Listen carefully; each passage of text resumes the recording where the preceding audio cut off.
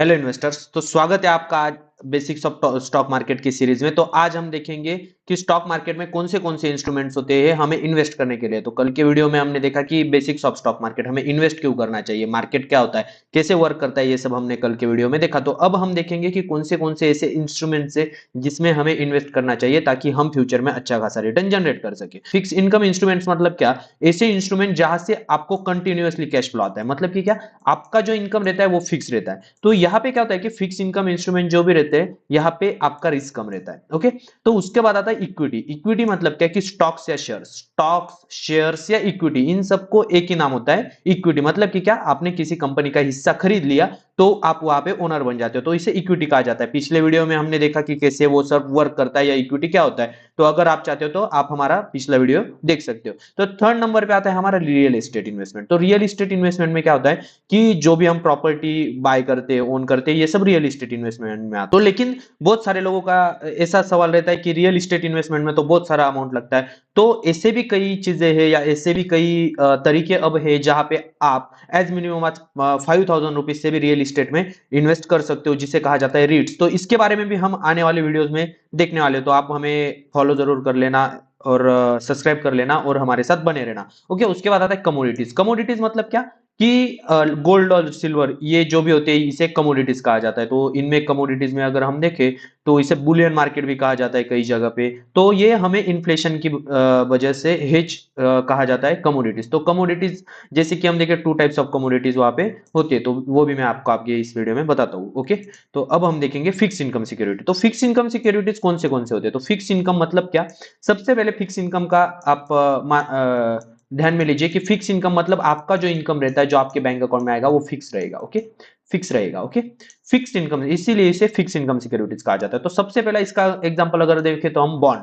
तो बॉन्ड क्या होते हैं? मतलब अगर किसी कंपनी को पैसे की जरूरत है तो वो कंपनी अपने बॉन्ड्स इश्यू करती है और इन्वेस्टर से पैसा लेती है। तो ये एज कंपेयर टू इक्विटी ये सेफ रहते हैं, क्योंकि यहाँ पे आपका जो रिटर्न है वो फिक्स रहेगा। मार्केट गिरे बढ़े कुछ भी नहीं। यहाँ पे अगर कंपनी ने बोला कि मैं 10% पे बॉन्ड इश्यू कर रहे हो तो 10% आपका जो भी होगा वो हर साल आपको मिलने वाला है। तो सेमी एनुअली इसका होता है। मतलब कि बॉन्ड जो भी रहते हैं तो नॉर्मली बॉन्ड का 6 महीनों में आपको इंटरेस्ट आपके बैंक में क्रेडिट हो जाता है। उसके बाद गवर्नमेंट सिक्योरिटीज। ओके, तो गवर्नमेंट सिक्योरिटीज मतलब क्या कि टी बिल्स रहते हैं। तो अगर समझो आपको शॉर्ट टर्म के लिए पैसा डालना है तो उसके लिए टी बिल्स ऑप्शन रहता है। टी बिल्स मतलब ट्रेजरी बिल्स। तो ये 30 दिन का टी बिल रहता है। उसके बाद 90 डेज का मतलब 3 महीने का टी बिल रहता है। 180 दिन का, 6 महीने का टी बिल रहता है और 360 डेज का टी बिल रहता है। तो ये क्या होते हैं? शॉर्ट टर्म इंस्ट्रूमेंट होते हैं पैसा उठाने के लिए गवर्नमेंट के लिए। तो ये भी आते हैं हमारे सिक्योरिटीज में। या लॉन्ग टर्म भी कुछ होते हैं जो हम आगे देखेंगे। मेरे साथ बने रहना, मैं बताऊंगा कि कैसे हमें टी बिल्स में इन्वेस्ट करना है गवर्नमेंट सिक्योरिटीज में। अब हम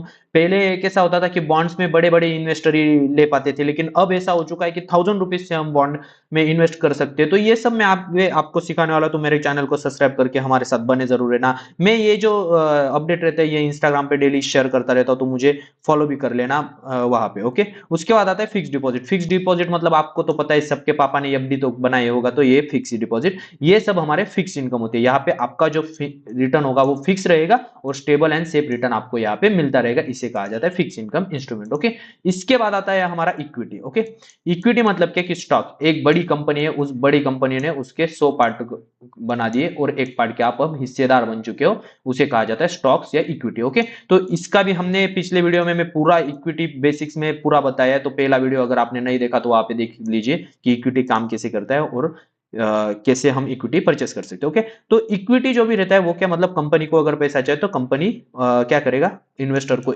उनके शेयर देगा, इन्वेस्टर उनमें पैसा डालेंगे। तो इक्विटी में आपको कैसे कैसे पैसा मिलेगा मैं वो आपको बता देता हूँ। तो मान लीजिए आपने 100 रुपए में कोई शेयर बाय किया। ओके, और उस शेयर की वैल्यू अगर 110 रुपए हो गए तो ये 100 या 110 में जो भी डिफरेंस है वो 10 रुपए आपका प्रॉफिट हुआ। तो ये कैसे होता है? अगर समझो कंपनी ने अच्छा परफॉर्म किया, रेवेन्यू अच्छा जनरेट किया, तो कंपनी को प्रॉफिट होता है और कंपनी की वैल्यू बढ़ती है। तो ये वैल्यू बढ़ने की वजह से जो भी प्रॉफिट होगा उससे आपको मुनाफा होता है। ओके, उसके बाद आता है second way to earn money from equity. तो इक्विटी में सेकेंड वे क्या होता है कि मान लीजिए कंपनी को अच्छा प्रॉफिट हुआ, मान लीजिए कंपनी को इस साल 1,000 करोड़ का प्रॉफिट हो गया और उसके बाद सब एक्सपेंसेस सब निकालने के बाद कंपनी के पास 500 करोड़ रुपए उरे। ये एक्सपेंसेस देने के बाद 500 करोड़ रुपए उरे। तो कंपनी क्या करती है, इस पैसे को कंपनी के शेयर होल्डर में बांट देती है।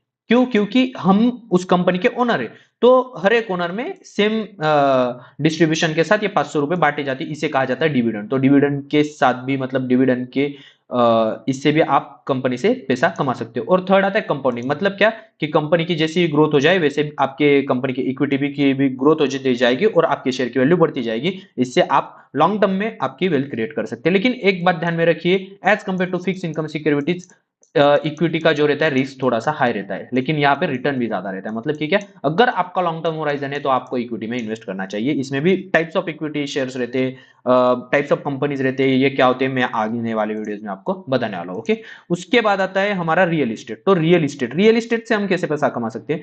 तो रियल इस्टेट में सबसे पहले तो हम कमा सकते हैं एप्रिसिएशन से, प्राइस एप्रिसिएशन से। Price appreciation, okay, price appreciation मतलब क्या कि मान लीजिए आपने आज 1 करोड़ में कुछ प्रॉपर्टी खरीद ली, कल जाके उसका 2 CR हो गया, तो आपका जो भी वो अंदर का ये मुनाफा हुआ 1 करोड़ रुपए आपने बुक कर लिया। लेकिन आजकल क्या हो चुका है कि प्रॉपर्टी अगर हम खरीदने जाए या रियल इस्टेट अगर हम देखें तो यहाँ पे हमें बड़ा इन्वेस्टमेंट लगता है और हमारे जैसे कुछ स्मॉल इन्वेस्टर यहाँ पे एबल नहीं होते। तो इसके लिए एक अच्छा ऑप्शन रहता है रिट्स। रिट्स मतलब क्या कि आज आप 1000-5000 रुपीज से यहाँ पे इन्वेस्ट कर सकते हो। तो ये भी कैसे होता है ये मैं आपको आने वाले वीडियोस में बताने वाला हूँ, तो इसके लिए हमारे साथ बने जरूर रहना। ओके, उसके बाद आता है यहाँ पे हम रेंटल इनकम भी कमा सकते हैं।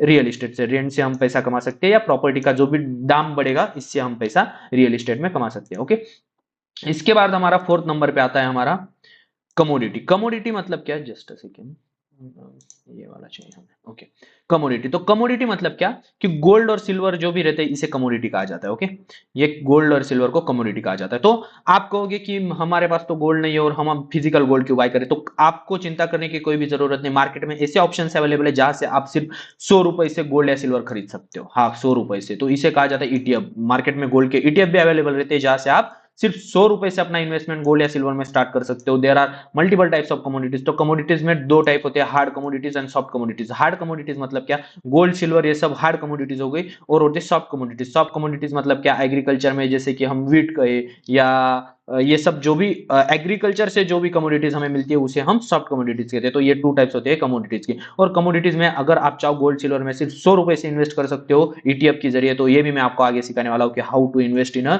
Commodity from just 100 rupees. तो हमारे साथ बने रहना, मैं आपको आगे वो सिखाऊंगा। ओके, तो ये इसे कहा जाता है कमोडिटीज। तो कमोडिटीज आपको समझ में आ गया कि गोल्ड सिल्वर या क्रूड ऑयल हो गया, कॉपर हो गया, ये सब जो प्रीशियस मेटल हमारे पास अवेलेबल है इन सबको हम कमोडिटीज कहते हैं। ओके, तो इसके बाद इन सब में अब कैसा होता है कि कई लोग क्या करते हैं, एक ही जगह पे पूरा अपना पैसा डाल देते हैं और अगर समझो इक्विटी मार्केट गिर गया तो आपको क्या होता है, लॉस हो जाता है। या कोई भी एक मार्केट ऐसा रहता है कि जहां पे अगर कुछ सिचुएशन हो गई तो आपको लॉस हो जाता है। तो इसके यहाँ पे एक टर्म आता है डाइवर्सिफिकेशन।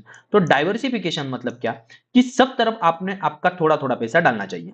मान लीजिए आपके पास 1000 रुपीज है, तो 1000 रुपीज में आपको क्या करना चाहिए ना कि 200 रुपए फिक्स डिपॉजिट में डालो, हाँ, 300 रुपए इक्विटी में डालो, 300 रुपए गोल्ड या सिल्वर में डालो और 200 रुपए रियल एस्टेट में डालो। मतलब इससे जो भी ये डिवाइडेशन ऑफ योर मनी होता है कि अगर आपको फ्यूचर में कई कभी भी जरूरत पड़े पैसे की तो आप उसका बेनिफिट उठा सके, इसके लिए डाइवर्सिफिकेशन होता है। डाइवर्सिफिकेशन मतलब क्या कि अलग अलग एसेट्स में आपका पैसा आपको डालना चाहिए। तो आप कहोगे कि 1000 रुपए से मैं 200 का ये 200 का ये कैसे खरीद सकता? तो इसके लिए भी मार्केट में ऑप्शन अवेलेबल है। इसके लिए हमें म्यूचुअल फंड अवेलेबल रहते हैं, ईटीएफ अवेलेबल रहती है। वो भी मैं आपको आने वाले वीडियोस में सिखाऊंगा कि कैसे आपको 100 रुपए से 200 रुपए से इक्विटी में इन्वेस्ट करना है, गोल्ड में इन्वेस्ट करना है। तो इसके लिए भी डाइवर्सिफिकेशन करने के लिए म्यूचुअल फंड ईटीएफ अवेलेबल रहते। तो मुझे सब्सक्राइब जरूर कर लेना। और आने वाले अगले वीडियो में हम नया टॉपिक सीखेंगे। आने वाले वीडियो में मैं आपको सिखाऊंगा कि कैसे इन सब में इन्वेस्ट करना है। और आगे टेक्निकल फंडामेंटल की भी सीरीज आने वाली है, तो मेरे चैनल को सब्सक्राइब जरूर कर लेना।